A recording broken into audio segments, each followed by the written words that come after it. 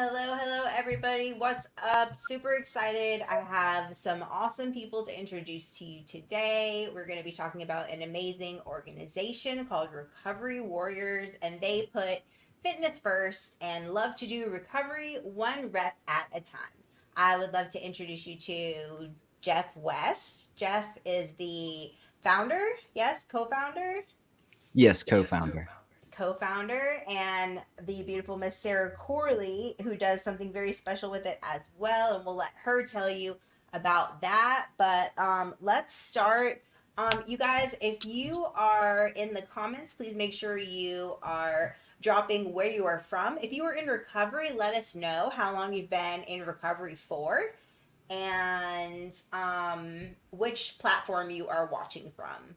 So, Jeff, do you want to start telling us a little bit about this organization that you started? Yeah, absolutely. So Athens Recovery Warriors started last year, February of 2023, officially. The other co-founder, Wesley Martin, who couldn't be here today, he's been kind of doing this since 2016 by going into the Potter's House and was teaching group fitness to those guys that was in treatment, and it all kind of birthed out of his basement. And so he's got things like set up in his basement, says Recovery Warriors. And then when I got connected with him at a Cares Connect last 2 years ago, I had this vision of really wanting to start a recovery gym slash studio in Athens. And so talking with him starting in February, we kind of launched this thing as officially as a nonprofit 501c3. And what we focus on is fitness and art. And the fitness part is pretty self-explanatory, but the art piece is our creative arts side. And Sarah can explain a little bit on that if you want to go ahead. Yeah, Absolutely. absolutely. So I'm the art leader for the Recovery Warriors. When I met Jeff, our paths have crossed a few times, but I'd never had anybody tell me they have the same pathway as mine, which was fitness and art. So it took something that I really wanted to build off of with the art community and just providing different groups, space for artists to come and create, find recovery, be in a safe place. So things that we do now, we do an art expression group at Ellie's Mental Health. We have a creative recovery meeting every Sunday that's been growing. We also have a open mic night once a month, and here recently replaced it one night with the Rave for Recovery, which was absolutely amazing. So just kind of building the community and seeing the needs and finding those spaces that like I so badly needed in my own recovery. It's just been really great. And I can just say that event was so fun. So fun. Me and Dominic came. It was super good time. I was really impressed. You guys did an amazing job. What a way to attract young people to recovery Mhm. and to also just get the whole community together to do something fun, and it was cool. I said, man, this is way better. There's nobody like puking in the corner. You can bring your kids, right? It was awesome. Yeah, and with the rave thing, we wanted to create this nightlife for people in recovery, along with our open mic night that we do every month. So we kind of umbrellaed it under our recovery resonance. And so like our music, our art, our poetry, like whatever that looks like for you. And that, recovery isn't just always white knuckling it, to a meeting or a support group or, calling your sponsor. It's not always about that. Like you can have fun in recovery. And so we wanted to create that space for people to have a safe spot where they could come and have fun. They could bring their kids and kind of relive that moment, but also be able to remember it the next morning, you know? Rewrite. It's really Yeah. about rewriting it. You know what I mean? Like we have Yes. all these memories from the past, and being able to rewrite it into something beautiful is life changing. Exactly. Absolutely. And okay, Jeff, so well, we got some comments here. Hey, we can't see who I can't see who they're from, but 6 years working in recovery. Somebody who thinks you're amazing. Well, that's Jeffrey. awesome. I don't know who that is, but thank Let's you. see. Thank you. Sobriety date 4/3/2018. Let's Fantastic. go. Awesome.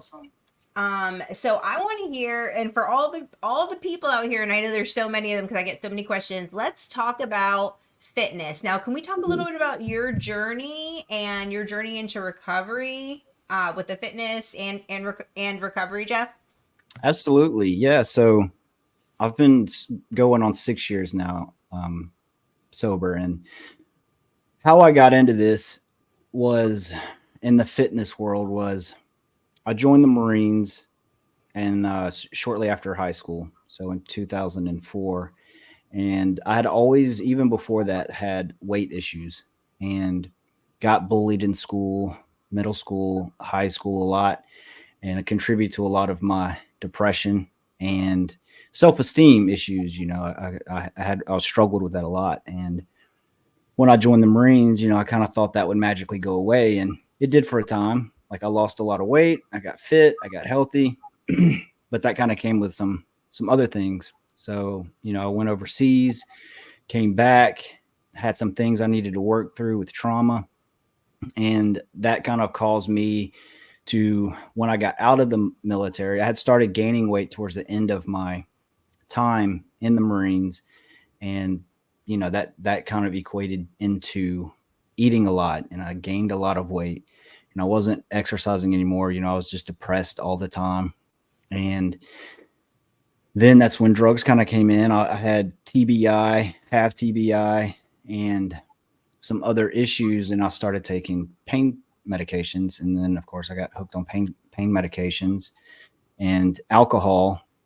And then my life just kind of spiraled completely out of control.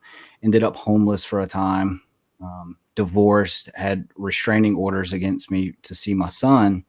And so that again led to a pretty traumatic experience of, making an attempt on my life.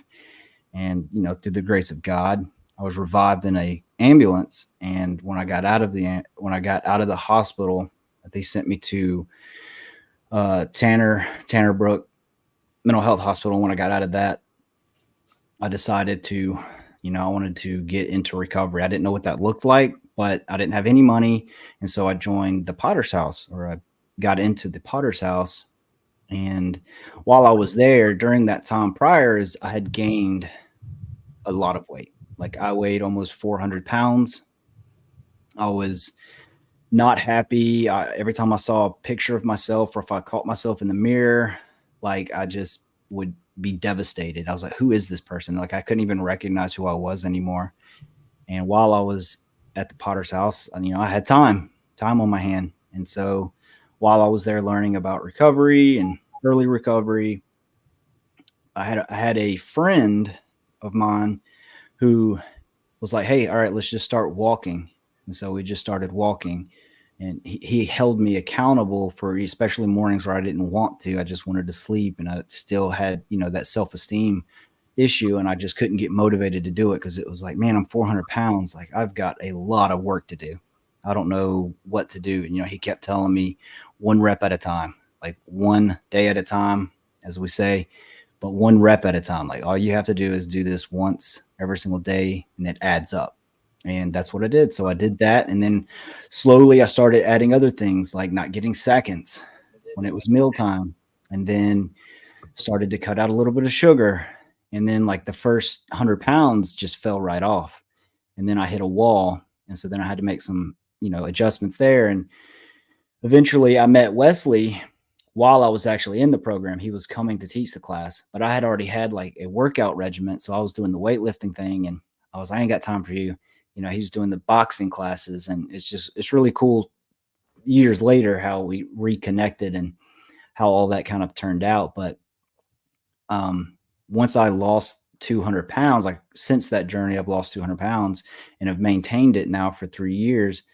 And and that's kind of become one of a big pathway to my recovery, along with other things that I do for my recovery, 12 steps and other things. But the thing that was really missing, and the importance of what I needed, especially like in early recovery, was I needed a goal to focus on. I'm very mission oriented. I come from the Marines, and that was kind of like built into me, and I need something to work on. I need a goal to focus on. And that really helped me in early recovery. And the biggest thing is when I got out of treatment, it was like, what's next? I don't know what to do now. I was new to Athens. I didn't know where all the recovery spots were. I didn't know who I should get connected with. So I had to start that recovery capital from zero. And slowly I built that up. But fitness has been something for me in early recovery that, okay, I want to run a marathon. So that gave me a goal to work on. And so for the next 12 months, I had something I could work towards. And that helped keep me on track along with other things that I was working on. And so I did that. I accomplished that goal of running a marathon. And I don't know if I'll do another one. We're actually doing one this weekend, but it's a relay. So I'm only responsible for 6.5 miles of that. But yeah, so that's kind of been my journey in losing that weight and why that's so important, especially to people in early recovery and just people in recovery period. But it gives somebody, that mental clarity, emotional stability. It helps build self-esteem. And then it just gives you motivation. And then as you build that self-esteem, you start getting comfortable in your skin. And then, you have something to focus on, a goal to work towards. And yeah. And then so being a part of a group of people that motivate each other, it fostered a sense of belonging, especially for me, and then of course the stress reduction, coping mechanisms, I think did I answer that good? Yes. So can you hear me? Mm-hmm. Okay, cool. Where did this go? Hold on a second. I just want to shout out Eric N. 4 days clean today. That is amazing. Congratulations on your 4 days. That is huge, and we're super, super proud of you. Um, so fitness is also like a huge pathway to my recovery.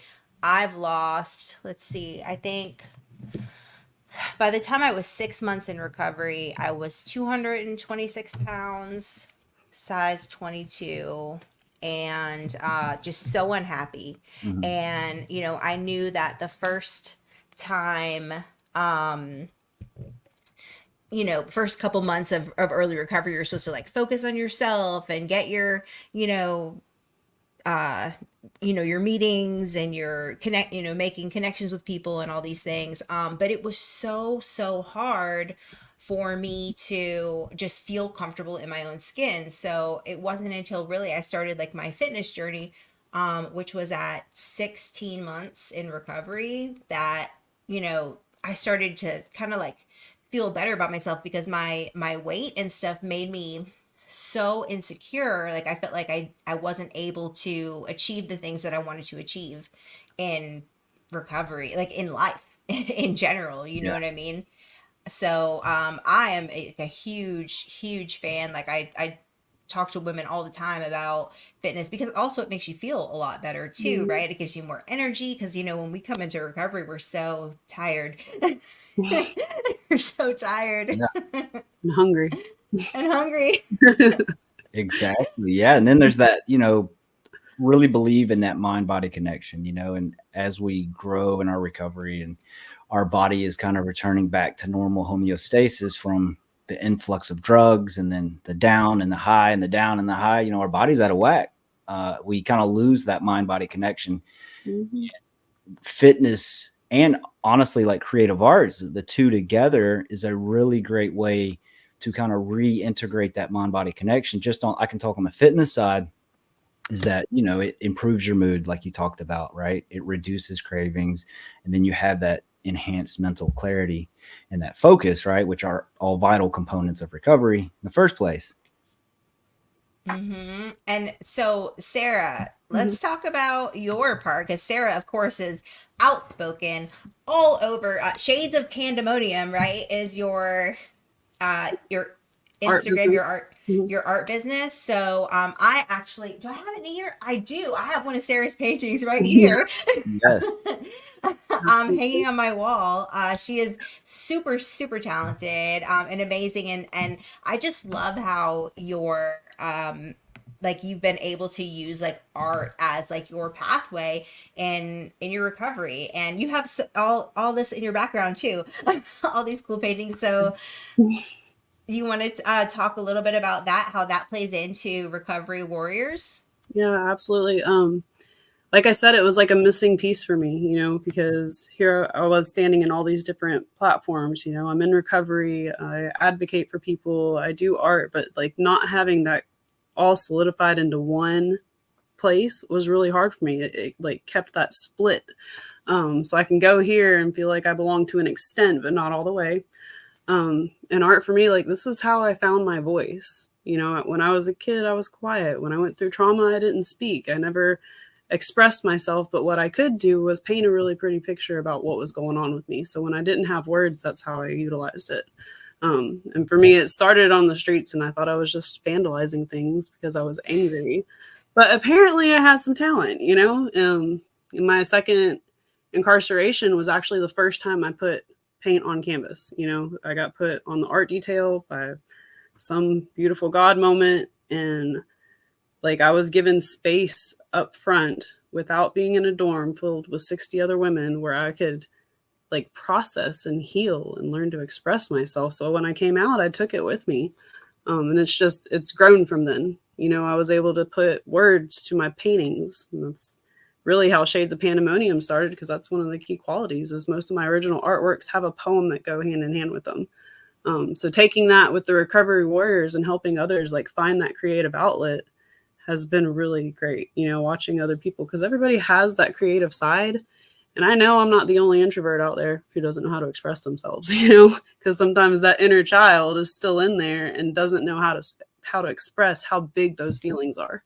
And just having a community that not only understands that recovery and having that safety is so important, but supporting each other, you know, like there's a lot of belonging there.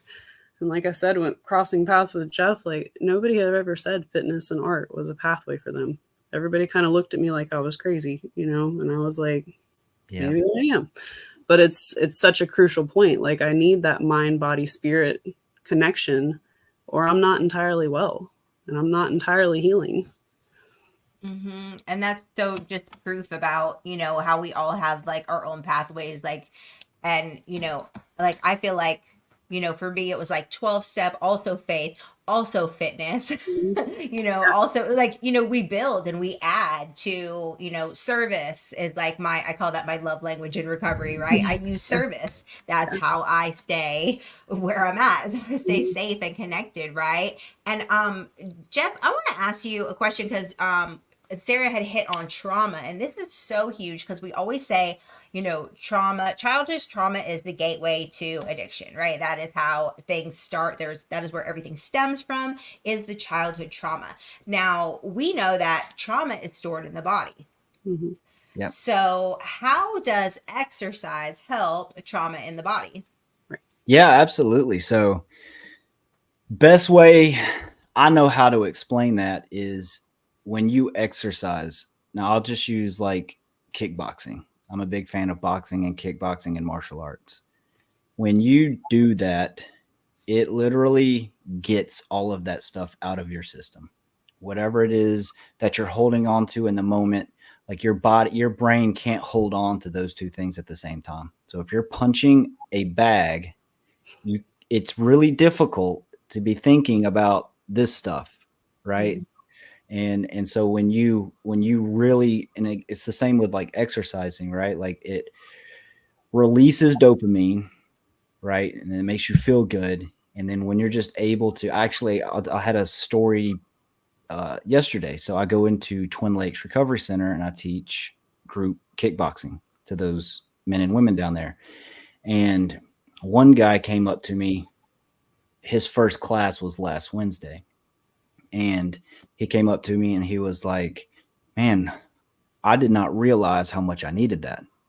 And he said, he's like, I didn't realize how much I was holding on to stuff, like all of the trauma, all of the built up anger that I was holding on, that usually comes out in, you know, somebody's over talking somebody in a group, and then I snap and then I cuss them out. Or, you know, if I'm in line somewhere and I'm getting frustrated with something, like, and he was saying that like it just built up, and I didn't really feel like I was angry all the time, but I was just angry, and I didn't realize how much I was holding on to that. But after I did that class, after I kind of let go, released all of that stuff through the punching and the kicking, he's like, man, I just felt like the world was lifted off of me. He's like, I hadn't slept so good in the last, he's been there like 15 days detoxing. And he's like, I just haven't slept as good as, I got like 8 solid hours of sleep. And he's like, I need to do this more and more and more and more. And he just felt like, again, he just felt lighter, and when I am feeling a certain way, or if I'm having a flashback, or if I'm feeling triggered about a certain thing, when I exercise, especially with a group of people, that's where that connection is. And that's kind of how we formed this thing was that connection piece. The fitness and the arts, kind of the secondary thing of what you can do to kind of do that. But when you connect with people and you're all trying to achieve the same thing, it's like trauma bonding, if you will, with exercise, right? Like you're all suffering, all trying to work through the same thing to get through it. And then at the end of it, we call it the afterglow effect. You feel good. You got your dopamine boost, and you feel naturally good. And, sometimes people can't stop talking. Before they're just like, I don't want to be here. I don't want to engage in this right now. I just want to go home and sleep in my bed. They show up, then after the class, they're just like, like, telling them about their day, their struggles, everything's going on, and so it's just a beautiful thing. And then we can all just kind of like connect and talk about, okay, well, let's work through this, but yeah, to that question is, chemically, I'm not sure exactly what's going on. I just know that when you flood your body with that dopamine and you're kind of combating against that stress hormone, then like after you're done with that session, or after you're done with that, even creative arts is another great way. You're taking your focus on whatever it is you're doing or whatever you're thinking about, and then you're able to kind of get rid of that and replace it with something better, right? Like that dopamine, that feel good. And it resets your central nervous system. Yeah. When we're going through trauma and it's being stored in our body's holding on to it, and our central nervous system is completely out of whack. When we start moving it and we start getting, it starts releasing all of those chemicals in our brain that are supposed to be, and that's how our central nervous system is impacted. So it heals our central nervous system just by moving our body. Exactly. Plus oxygen, right? I just did an interview with this guy, Dr. Rob Kelly, addiction doctor. He's like a celebrity addiction doctor, whatever. And his suggestion for people in early recovery was, the first thing you do when you get up in the morning is take 20 deep breaths where you expand your lungs all the way out. Because I was telling him about how exercise is like so important for me and my mental health. And he said it's because of the oxygen, and I was like, oh, that's so interesting, because he was saying, like, telling me about like lung capacity and like all this stuff. And I was like, that's so cool. But there's a great book called The Body Keeps Score. Have you guys read that book? Yes. So that is a book of, about how trauma is stored in the body. I used to do kickboxing at 9 Round. That was the first like community place I worked out in when I had enough guts to work out in public. And I'm telling you, those bags, I would beat the crap out of those bags because I was so angry about so many different traumatic things that had happened, and not having my kids and things like that. So this is such an amazing and healthy outlet. So I'm so glad that you have started implementing this and in the Athens community. And you guys are hosting an event coming up. Yes. So we're hosting our 1-year anniversary celebration called Canvas and Chords. And essentially what we're going to be doing there is we're going to be talking about the impact, what worked well, what didn't work well in 2023. And then biggest thing is our goals and vision for 2024. And then we've got 5 professional artists that's going to be performing there. And then we're going to have a silent auction. So there'll be artwork placed around, and you can access it through the website where we've got everything kind of loaded in, and you can bid on it, or you can just buy it outright, whatever it is you want or whatever you like. And then we have raffle prizes that we're going to be raffling off. We've got like a TV, we got some Top Golf certificates, and a 1-hour private lesson with Top Golf. If you into Top Golf, you really Nice. learn how to do it. Some gift cards, some pretty cool things, and just bringing the community together to talk about like what we're trying to do in the community, and kind of leaning in on that music and that artistic side of what we really all love doing. And again, it's all about that connection back to like what our mission is, you know, to build that community through fitness and art. And I can definitely donate a massage gift certificate to your silent auction as well. So, look, how can people get involved in the event? Did you say the date of it? So it's February 24th. It's Okay. going to be from 4 p.m. to 8 p.m. And it's I think the address is it's Rabbit Hole Studios, but it's 1001 Winterville Road in Athens. And yeah, if somebody wants to get involved, if you want to, we have pre-sale tickets right now. They're $20, and what that comes with is a meal, drink, raffle ticket, and we'll raffle the tickets throughout the night.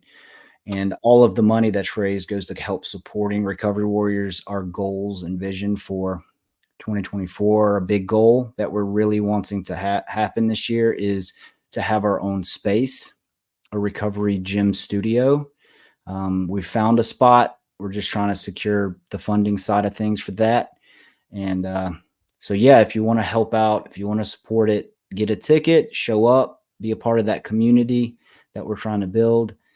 And you can go to our website to get, it's actually on the front page if you want to get a ticket. And it's athensrecoverywarriors.org. But you can also go to our Facebook group, our Instagram group, which is just Athens Recovery Warriors. And you can look that up. We post pretty regularly on there about events coming up, and our group fitness classes, our group art classes, and our community night events that we host monthly. And yeah, because I remember you guys were doing a lot of workouts outside. You were doing outside, you're doing hikes. I remember you guys were doing like boxing out here. I live right across from Bishop Park, so I saw you guys do like boxing. I was like, oh, they're boxing. Yeah, so we have Tuesday mornings at 6 o'clock in the morning. I know it's early. You got to want it though. And we do it at Freedom Fitness Training Systems on the east side. The owner, Paul Varnado, awesome guy. He supports our mission. He supports the recovery and veteran community, and he allows us to train there and use his space for free. Doesn't charge us anything. And so we meet up 6 o'clock in the morning, and they get after it. And then at Saturdays at 10 a.m., as long as it's not 18 degrees outside, we'll be there. Sometimes when it's 18 degrees outside. Yeah, I mean, I'm not afraid of it, but I don't want nobody catching pneumonia. And yeah, so 10 o'clock on Saturdays, kickboxing class. It's fun. You don't have to know anything about kickboxing. That's what I'm there for. And then, of course, Sarah's art expression, and creative recovery, Thursdays and Sundays. And this is, sorry, I'm putting Sarah's creative expression is Thursday and Sunday. Mm-hmm. At what time? Thursdays at 6, except for the third Thursday, right? It's either the second or the third. We'll have to look at it. I think it was the second. Hold on, I'll pull it up. I think it's the second. And that's at Ellie Counseling, also across from Bishop Park. Right. Okay, in the medical complex. Yeah. Mm-hmm. Yes. And it's just Ellie, ELLIE Counseling.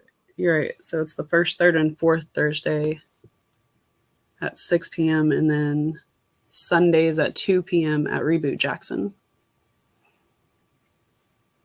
And you don't have to be an artist to go to these. Not at all. It's about that connection. It's just coming up, showing. Sarah will give you a paintbrush, she'll give you some art, and then you just go to town. It's just a chance to connect with everybody in the recovery, talk about whatever you want to talk about. And Sarah, you said at 2 or 3? At 2. At 2, okay. Mm-hmm.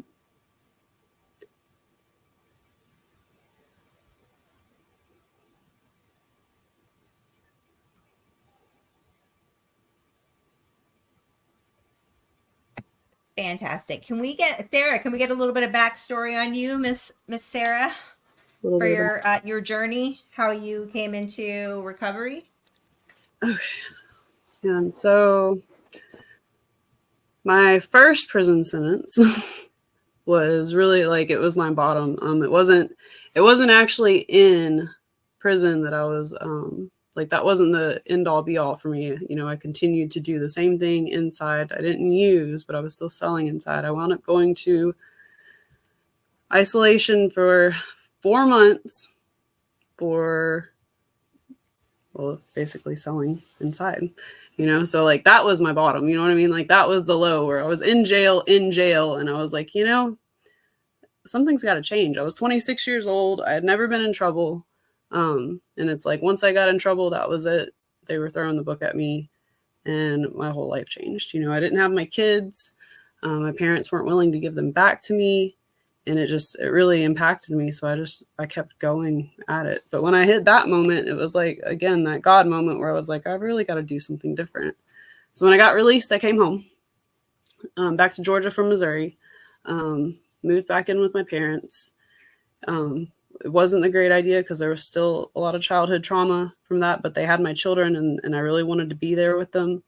I didn't really expect what it would be like to be with your children after not being with them for so long and not even knowing how to be a mom. Like, I remember the moment I came home and they were standing there and I was standing there and we were just like, now what? You know, we didn't even know each other anymore because they were 3 and 4 when I took them to my parents and they were 7 and 8 when I came back. So I was out for about 6 months and I hit the ground running. I got the job. I did the things, you know, I tried to do everything that an adult was supposed to do or what I thought they were supposed to do. But what I didn't do was recovery. You know, I didn't know anything about recovery. Nobody had ever showed me a way. I think I went to one NA meeting when I was in prison and I had no idea what they were talking about. So I started drinking. My parents drank, you know, so I socially drank. And when the trauma built up, the drinking became a problem. I wound up checking myself. I wasn't in trouble or anything, but I wound up checking myself into Angel House of Georgia. And when I called, my probation officer had recommended it. And when I called the person who was to be my caseworker, and she gave me 5 minutes of her story, for the first time I heard hope. You know, I heard something different because she gave me enough history that I could relate to, that I was like, so what you're telling me is I can change my whole life, you know? So I went for 6 months and I learned about recovery and did everything right, you know, and I wound up having a setback. I got into a relationship, went back through about a month and a half of relapsing. But what I realized in that was that everything had changed, you know, my mindset had already shifted. It was the most awful time of my life. But it did lead to me going back to prison. And that's really where my recovery happened, you know, because now I had all of this knowledge and I knew what I needed to do. And I was so relieved when I got arrested that time because I was like, cool, now I can stop, you know, now it's over. I remember I wasn't dope sick or anything after that, you know, I went to jail, I woke up and I was like, I'm free. You know, it's really crazy to feel when you're sitting in Hall County Jail. And for the first time, you feel like everything's about to change. And it did, you know, that whole prison sentence, I did almost 4 years that time, but I worked on myself the entire time. I really tried to define what recovery looked like for me with the knowledge that I had. You know, I got put on the art detail, like I said, and I really got to process a lot of things. Not everything, because I was really good at disassociating, and apparently I buried a whole lot of stuff. So that came later in my recovery journey.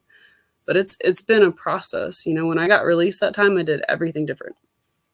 I took it slow, you know, I've always run 90 to nothing. in everything in my life. I would just go big or go home, right? So, but this time I was like, I need to move really intentionally and really slowly. And that's what I did. I worked at a Christian coffee shop when I got released, and part-time, making nothing, and still dependent on my parents and trying to navigate that situation with my kids. But it worked because like I was able to learn what I liked, what I enjoyed, what I wanted to do. I picked up running again while I was in prison. So I just like carried all those tools that I had picked up while I was incarcerated, because, when you're in there, there's still drugs. Like you can still do this. People in my dorm were on work release. Everybody was bringing stuff in. So it's still a possibility there. But I'd picked up coping skills and just decided I wanted to do something different with my life. And that's not what I wanted to do. And that it worked. I never went back. I was a heroin addict, and I never went back to that.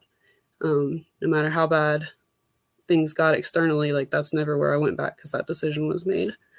I wound up working at a recovery center, and I learned so much working there. Like I learned how to be a professional. I picked up skills and got to see. I was really ingrained in that culture of recovery that was self-directed and strength-based, the CPS community. So that's what I learned, and that helped, because peer support, I just couldn't understand how somebody could just clinically tell me what to do when they had never experienced it. It just never related for me. I still struggled in recovery with building connections, but like once I found all of the pieces, and I think once all the trauma finally came up and I was able to face it, like that's where I really found my ground.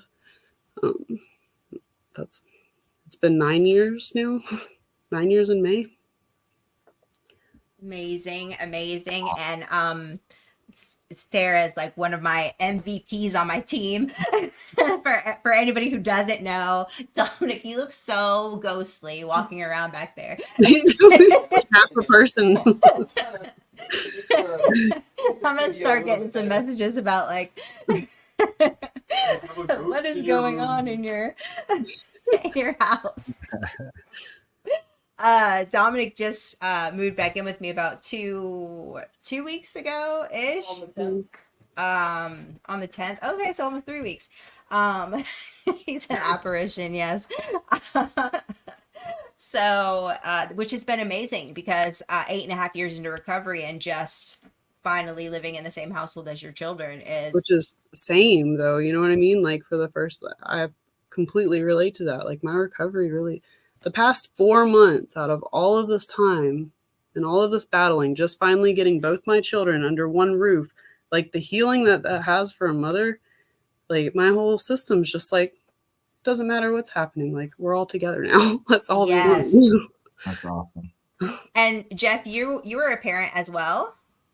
Yes. So I've got an 11-year-old boy now I have joint custody of through my recovery journey. And I have a almost 18-month-old baby girl named Lavina. She's great, sweet, and a tyrant, all in the same sentence. Yeah. I'm sure. I think I met her at the rave. Yeah. No, she wasn't there. Oh, she wasn't? Okay. My wife Ellen was there. Mm-hmm. We dropped the baby off with grandma. You were playing with some little girl. Picking her up by her feet. Paisley was there. Okay. So yeah, how important is like just like health and like mental health to being a parent in recovery? Let's just touch on that, because I've been getting, so I put this video out about like my son moving back in with me, and just talking to moms who have not been reunited with their children in recovery. And my goodness, the unbelievable response of broken parents not able to be united with their children was just like, it hurt my heart so bad. Yeah. So can you guys just kind of maybe speak on that to encourage, to give some hope? I think as a mom, and for me, I can see now my parents' perspective. You know what I mean? They wanted to keep the kids safe, and they didn't feel like, like that's their own trauma, and they were trying to protect them. However, like what it does to a parent who's like, I'm doing all the right things, like what more do you want? Like it's heart-wrenching because that's the natural order of things. This is your child, you know, you're supposed to be together. And maintaining mental health through that, like it definitely impacted my mental health because it's like, well, what more can I do? And it's healing, getting them back. But also, like, if my mental health is off, my kids feel that, you know, and it's pushed me to really be more active about, okay, I'm feeling this, and either learning to communicate because mine are, you know, they're old enough and they've witnessed all the things. So just being able to communicate that and then watching me use the coping skills and put the things in action, but it helps teach them as well. So that, you know, that trickle effect of generational addiction and whatnot, like it's the same in recovery, that healing process, them watching it and witnessing it and seeing it firsthand and us being authentic and honest about it, it heals that too. And then like my son, you know, like we had a situation a couple of weeks ago. He utilized his coping skills. He set up his own therapy appointment. And afterwards he came back and he told me what he had learned. And you know what I mean? Like, so I might've done this. And I was just like, you know, as a mom, I didn't want to say anything because I was like, just mom win. You know what I mean? Like that's huge because 2 years ago, that would not have been the case. He'd have been like, nope, I'm not going, I'm not doing this. It's your fault. So I really think it's very important because we lead by example. Yeah. It's. Oh, was you saying something? Yeah, I was trying to unmute it to say you have your older child. Yeah, it's about, like, for me, it's about being intentional, right? About he does have a tendency. He remembers some things about, you know, he was probably like, I don't know, 3, 4, 5, going on 6 during that process, and he'll bring up things and question like, Dad, why did you leave me? Why did you drive drunk? You know, why did you do these things? If you loved and cared about me, like, and so I've had to have those conversations, and it really is about just being intentional today about what I'm saying, what I'm doing, and what Sarah hit on about leading by example. You know, I grew up in a household where we didn't share our feelings. You know, we all just kind of had that assumption, like, all right, if nobody's crying or screaming, everybody's okay. You know, we don't need to tell each other we love you, you know, other than like my mom, right? Like we had that connected with, like, as far as like my dad, my brother, like we didn't share. We just kind of took on what we were going through, whatever we were struggling with, and we just, you suppress it. You suppress it. You suppress it. You deal with that, and you don't bring it to light. And then if you have other people that need support, you help them, you know, and that's kind of how I was raised, is to help others, like suppress your own stuff. And then of course, when I went in the military, that was even more concrete, because like when you're in combat, like, we don't have time to think about that stuff. Like we do have to suppress it. And then there's just a lot of things you can't really talk about or, you know, share with other people, because, you know, you may not think that they're going to understand, right? Or even what we go through day to day, right? In or in our active addiction, like it's really hard to share with people that, like, you know, you're not going to understand. So I'm just going to keep bottling this stuff up.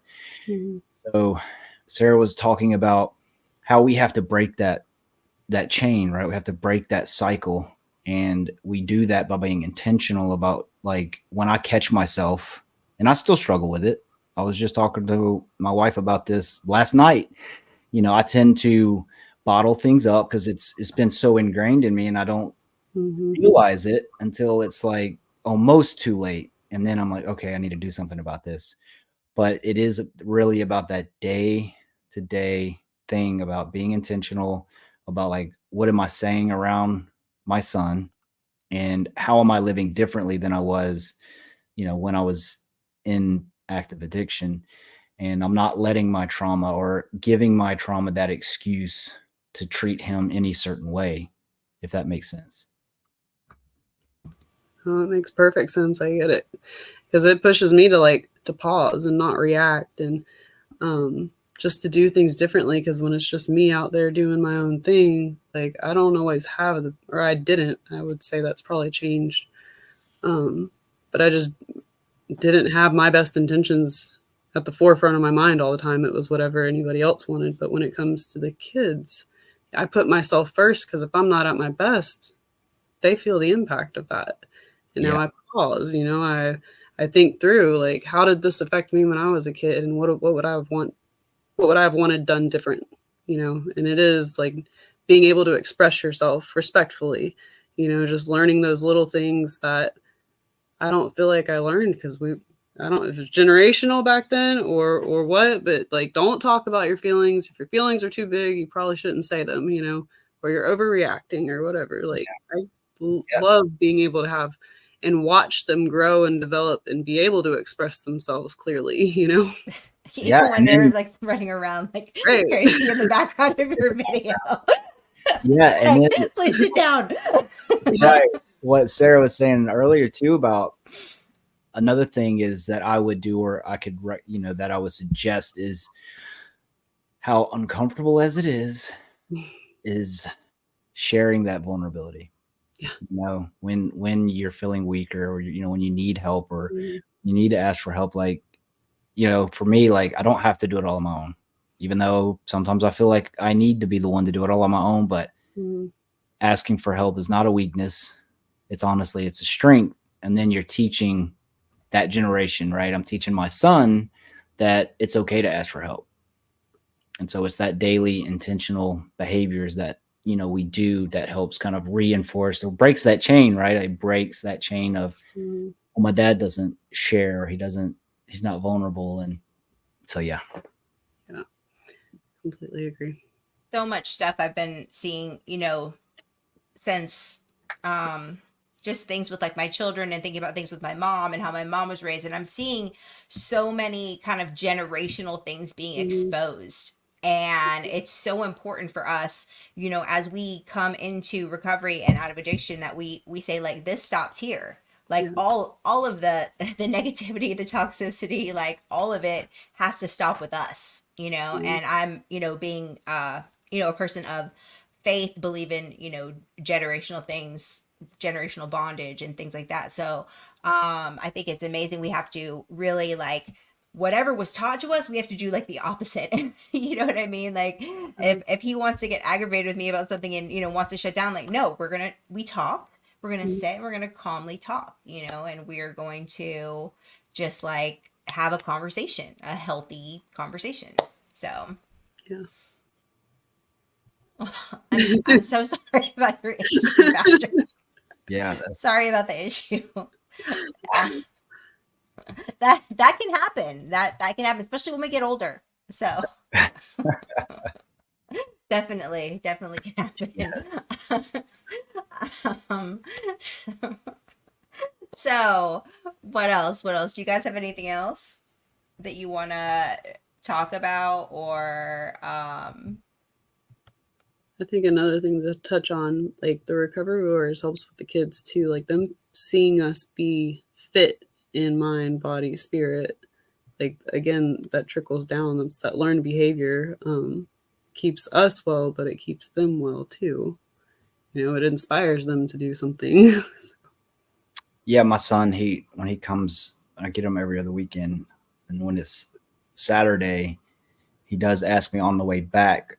He's like, "Man, I'm excited. I've been waiting 2 weeks to do this kickboxing thing with you." Yeah. And it's really cool because he doesn't really be physically active other places, but when he at least comes over, he does talk to like grandparents, and they're like, he's like, "I want to get a weight set. I want to lift weights like dad. Mhm. I want to learn Yeah. how to fight and all these things." And And I used to love my stepdad. He's big into fitness. He ex-Marine as well. So it's probably why. But he used to run with me, you know what I mean? And those are great memories, just having those bonding moments over moving our bodies. And it just rewrote some history for us. that's Uh, right. Moments I'll never forget. Yeah, super important. Mm-hmm. yes, making new memories. I feel like that's a great way to kind of rewrite trauma as Mm-hmm. well. Like, whenever I have had like a traumatic experience, like somewhere, like if I'm in a specific city or place where something, bad happened, like I want to like go to that city, and I want to do something positive to Hmm. rewrite like a good memory. So now when I'm at this place, I'm thinking about, oh, remember when I came here and we went to this restaurant and had this really good sushi or whatever, you know what I mean? Like something to like rewrite that trauma. So, um, man, I would definitely love to do another episode talking about vet trauma, because that is Hmm. huge. I've done a couple shows on vet trauma, and that is such a huge thing, especially here in Athens. We see that a Yeah. lot. Absolutely. And Sarah, we need to hook up and do some stuff for the ladies, Hmm. because I've got a huge. I mean, my platform, is on just my one major platform is 92, almost 93,000 people, and Hmm. 80% of it is women Yeah, on there, absolutely. which makes me very proud. Awesome. So, Congrats. yeah, I mean that, it's like a woman based, you know what I mean? And we can share, and it's a mainly safe space to lean on each other Hmm. until we get some trollers. But so yeah, I would definitely love to have you guys back on. So the event again, tell us the date and where it's at one more time so everybody can hear. Yeah. So go ahead. I'll let you do it this time, Sarah. Yeah, it's February 24th from 4 to 8 p.m. at Rabbit Hole Studios, which is 1001 Winterville Road. Right? Yeah. Get your tickets. Yes, get your tickets. You can go to our website. It's I'll put it in the chat. Yes, put it in the chat. And this And is if going you to be can't make it, it's also going to be a live stream. So we're gonna do our best to figure out how to do that. But we're gonna live stream it because we want everybody to be a part of that the event. So if you can't make it, you can still virtually watch it, kind of like we're doing here. And so you still can go to that website and you get access to the virtual ticket. It doesn't cost anything for the virtual ticket. But get your pre-sale ticket, you get a raffle prize or a raffle ticket, you get some food and a drink, and it's just going to be an all-around great time to connect with others in the community. awesome. And we're gonna have to do a live workout one day. I'm gonna have to go. Yes, let's do it. We've been talking about that too, is like getting some virtual classes, because some people are still kind of caught in that in between phase where they don't really want to go out to the gym, but they still want to get a workout in. That would be cool. Yes. That would be super cool. I'll have to come on a Saturday when you do it later. Yeah. I can try to. And that's kind of the goal, right? Like if we get a space and we can offer different times of the day. So at this time, like we just have to kind of work around the organizations that allow us to use their spaces. And so that's just kind of where we're at right now. And as we're growing, and 2024 we'll have a recovery gym, and they'll have different times of the day that everybody can come and show up. And it's not just for people in recovery or veteran, it's also for their families, allies, if you're an ally to recovery, first responders and their families, veterans and their families. So That is an amazing gift to the community. And I was just kidding. I would get up early to go. I got to do the gym. I got to do the gym first thing in the morning. If I don't do it first thing in the morning, it's not happening. Not happening. It's just not happening. So that's all I can do. I have to do it first thing in the morning. So yes, I'll have to collaborate with Sarah on a day when she's going, and we'll have to live stream it. Yes. Like 8 a.m. Wake all these wonderful wake all these wonderful people up with my grunting and heavy breathing. Yeah. Awesome. Well, thank you so much for coming on and hanging out. And tell me that website one more time. Yeah, it's athensrecoverywarriors.org.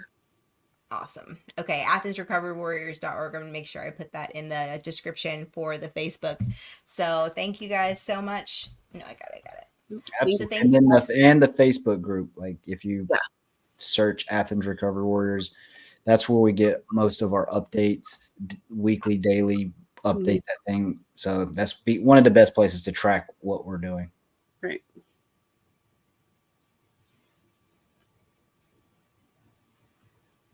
Awesome.